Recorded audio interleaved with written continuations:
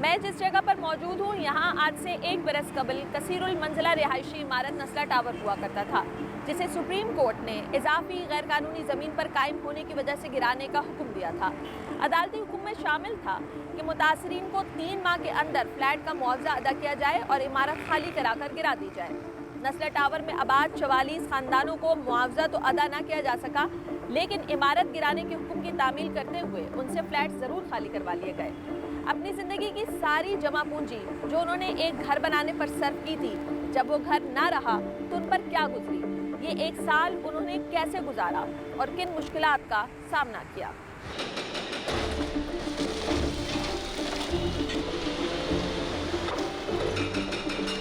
देखिए, कोर्ट के 2 फैसले थे ना कि घर खाली कराया जाए और पैसे दिए जाएँ। जब हमें खाली कराने का बोला तो हमने इनसे ये कहा, आप हमें पैसे दें, दिलवा दें, हम ऑल्टरनेट ले लेंगे और खाली कर देंगे। मतलब अगर हम खाली कर देंगे तो कहाँ जाएंगे? तो इसको कोई नहीं सुना। मतलब घर खाली कराने में और तोड़ने में जितनी भी गवर्नमेंट की मशीनरी थी ना, कमिश्नर का और जितना भी स्टाफ था, बहुत एफिशिएंट थे। यानी कि डरा धमका के पुलिस ला के बिजली पानी गैस कटवा दी। पहले हम रह रहे थे और ये सब चीज़ें काट दी, फिर पुलिस लेके आ गए, क्योंकि उनको खुश करना था। खाली करा के देखें, हमने आपका हुक्म मान लिया। किसी ने ये नहीं सोचा कि इनको पैसे दिलाने का हुक्म भी तो मिला है। ना कमिश्नर की तरफ से ऐसा कुछ आया, ना चीफ जस्टिस ने पलट के पूछा कि मेरा हुक्म सादिर किया हुआ है तो आपने इसको अमल क्यों नहीं कराया।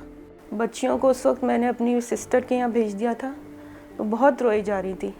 मैंने यहाँ आने से मना किया था कि आप लोग इस बिल्डिंग में आना नहीं अब, तो लेकिन वो ज़बरदस्ती देखने आई थी कि हमें आखिरी दफ़ा तो हमारा घर देखने दो, तो हम बस देख के चले जाएंगे। तो जैसे ही है तो बहुत रो रही थी उस वक्त, तो उनसे बर्दाश्त नहीं हो रहा था कि क्या करें। मेरी छोटी बच्ची के फ्रेंड्स वहाँ पे थे, वो खेलते थे, सारा दिन खेलते थे।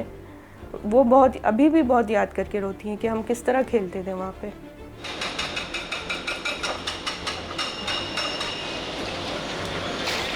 तो बस फिर अफरा तफरी में निकले जिस तरीके से। मैं उस वक्त भी होप थी और आयतुल कुर्सी पढ़ के मैं घूम के चला गया घर पे, और फिर जज साहब ने तोड़ने का हुक्म दे दिया।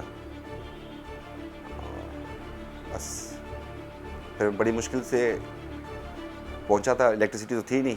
8वें फ्लोर पे था मेरा घर, 4 फ्लोर पार्किंग के थे, तो 12 फ्लोर तक ऊपर जाना, और बीपी का हो चुका था, और ऊपर जाके ना पानी कुछ नहीं था, और अपना सामान वगैरह देख रहा था, और अकेला था और अल्लाह था, और रो रहा था, और कोई चीज़ नहीं निकाल सका। मेरा जहन तो पहले इस बात को मान ही नहीं रहा था कि मैं सामान समेटूँ। मुझे ये था कि नहीं, रुक जाएगा, कुछ भी नहीं होगा, और समेटते हुए कुछ भी नहीं सोचा था कि कहाँ जाना है। और बस भाई की मेहरबानी है कि वो आए और हमें लेकर। सामान का तो कुछ पता ही नहीं है ना हमें, क्योंकि जब आपके पास अपना घर ना हो तो सामान का भी कुछ नहीं हो सकता। कोई चीज़, कोई बात जहन में थी ही नहीं, सोच ही नहीं सकते थे, क्योंकि ये इतनी बड़ी क़यामत थी कि इसके बाद तो कुछ जहन में ऐसी बात रही ही नहीं कि कहाँ जाएंगे, क्या करेंगे, कहाँ शिफ्ट होंगे, सामान कहाँ लेकर जाए, निकालने को भी दिल नहीं चाह रहा था। एंड तक यही था कि नहीं, अभी सुबह होगी तो यही टीवी पे न्यूज़ चलेगी कि बच गया है नस्ला टावर। बच्चों पे जो गुजरी है ना, वो अल्लाह जानता है। देखिए, मैं जब किसी से मिलता था तो मुझे तो लोग कहते थे, हाँ क्या बना नस्ला, क्या बना नस्ला। आप सोचें कि दिन रात आप जहाँ पे भी जाएंगे आपको ये, तो फिर आप आपको कमरे में बंद करेंगे, फिर आपको छोड़ के आपके बच्चों से पूछा जाएगा स्कूल में कि क्या बना तुम लोगों ने घर का। तो मेरी बच्ची जो है उस वक्त जो है वो मतलब ये कह रहे थे हम स्कूल नहीं जाएंगे, हम क्या करेंगे स्कूल जाके, मतलब मुझे नहीं पढ़ना। मतलब क्या जवाब दें उनको कि हर बंदा आके भाई बख्श दो इस चीज़ को कि हम जिस कर्ब से गुजरे हैं, आपको पता है कि इंसान है, फितरत है, लोग पूछेंगे। तो बच्चों को कैसे उनके सामने फिर को नहीं, कोई मसला नहीं है, मजाक करते हो, हंसते हंस के दिखाते थे, और उनको हंस हंस के दिखाना, झूठी हंसी। इन बहुत सारे ऐसे थे जो बार बार पूछते थे, कुछ मिला, जाना नहीं चाहिए था, देख लेते, इतना आगे बढ़ने की क्या ज़रूरत थी, यहीं पे रुक जाते, अपने चादर से बाहर क्यों निकले, और पीछे की मेहनत कोई भी नहीं देख रहा था। ये मेरी 40 इयर्स की काम जो मैं कर रहा था, मैं अपने स्कूल के डेज से, स्कूल से पास करने के बाद से मैं काम कर रहा हूँ, और पूरी लाइफ की सेविंग हुई ना। हम अबाउट टू रिटायर नाउ, तो पूरी लाइफ की सेविंग थी। जो जैसे पुराना मेरा एक अपार्टमेंट था वो बेचा, कंपनी का प्रोविडेंट फंड, और जितनी भी सेविंग्स जो बच्चों की, मेरी बेटियां हैं, उनके फ्यूचर के लिए जो रखी थी, वो इसी में मैंने कहा कि एक चीज़ हो जाएगी तो बाद में काम आ जाएगी।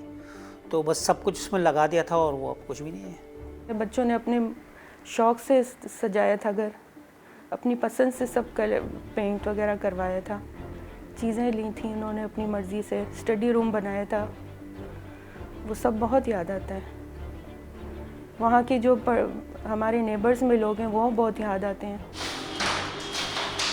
बहुत खुश थे उस वक्त जब हम वहाँ रहते थे, बहुत ही अच्छी ज़िंदगी गुजर रही थी और अब तो ऐसे लगता है जैसे ज़िंदगी ख़त्म हो गई है हमारे लिए।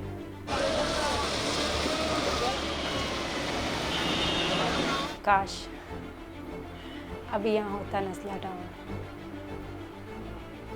क्योंकि दुनिया तो चल रही है, सब कुछ वैसा ही है, कुछ भी नहीं रुका है।